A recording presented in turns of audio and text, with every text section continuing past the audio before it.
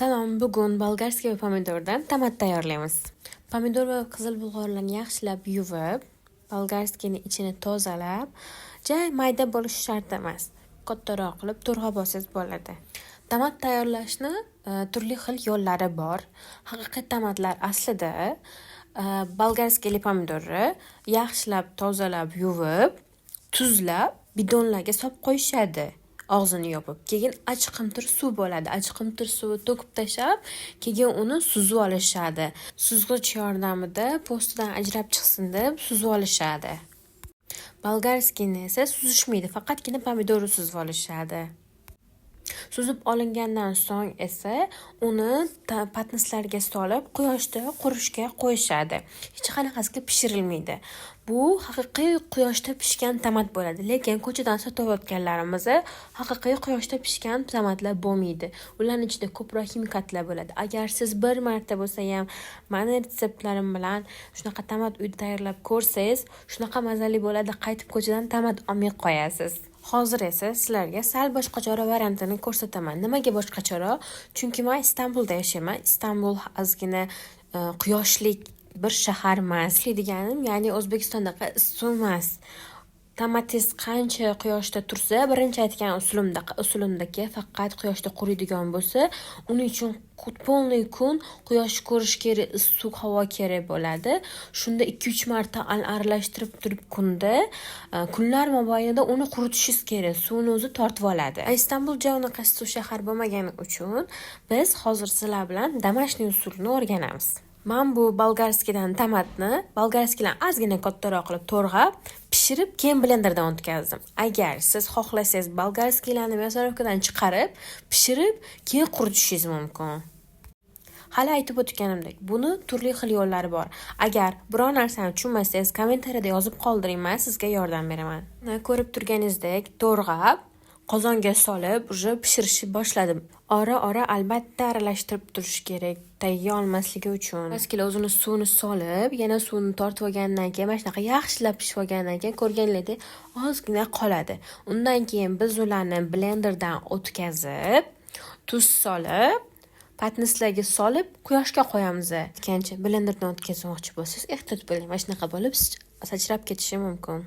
Blender qilganimizdan keyin yana ozgina qaynatamiz.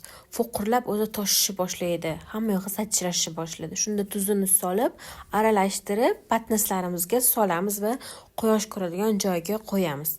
Unutmanglar, kunda 2-3-4 mahal vaqtinglar bo'lsa, aralashtirib turishinglar kerak. Bo'lmasam usti qattiqlashib, ichidan bo'lib qolaveradi, suvni tortmaydi. Doim aralashtirib tursangiz, u havoning issiqligi, quyosh ko'rishi bilan suvni tortib, chekib oladi. Kichkina uyimda balkonim bor. U yoqda ertalabdan obeddan keyingacha quyosh ko'radi. O'sha yerga qo'ydim. Sizlar ham shunaqa yaxshi joy topib, shunga qo'yishinglar kerak. Endi pomidor tomatga kelsak, o'tgan safar mendan qanaqadir qishlikdan qolgan pomidor po'stoqlari bilan pomidorlaringizni to'rg'ab, qozonga solib, shunaqa yaxshilab pishirib olasiz. Suvini solib, suvni tortib chekib oladi. Undan keyin blender qilamiz. Yaxshilab pishgandan keyin blender qilamiz.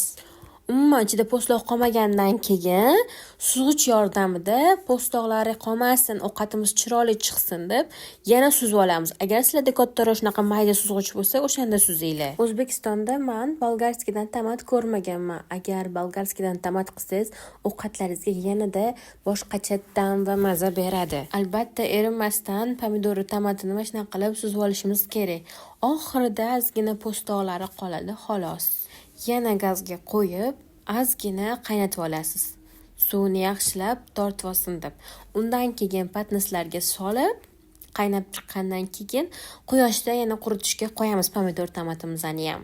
Aytgancha, irik tuzdan foydalanishimiz kerak. Shunda tomatlarimiz tayyorlangandan keyin ham ochib, kuflanib qolmaydi.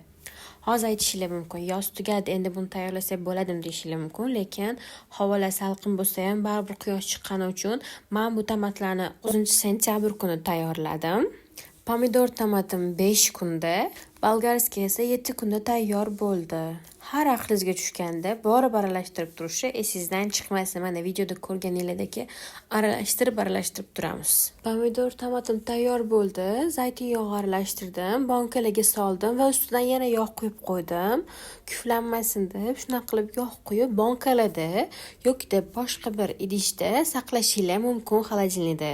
Bolgarskiy ham tayyor bo'lganda shunday yog' aralashtirib olamiz. Shunday qilib tomatlarimiz tayyor. Albatta bu retseptni yo'qotib qo'ymaslik uchun menga obuna bo'lib oling, chunki siz bu retsept orqali uyda домашний tomatlar tayyorlab sotsangiz bo'ladi. Turkiyada buni tayyorlab sotadigan juda ham ko'p inson bor. Har bir ko'chadan sotib olganimiz uyda tayyorlagandek bo'lmaydi. Ham mazasi, ham ko'rinishsi. Yoqqan bo'lsa like bosib, menga obuna bo'lishni unutmang. Keyingi videolarda ko'rishguncha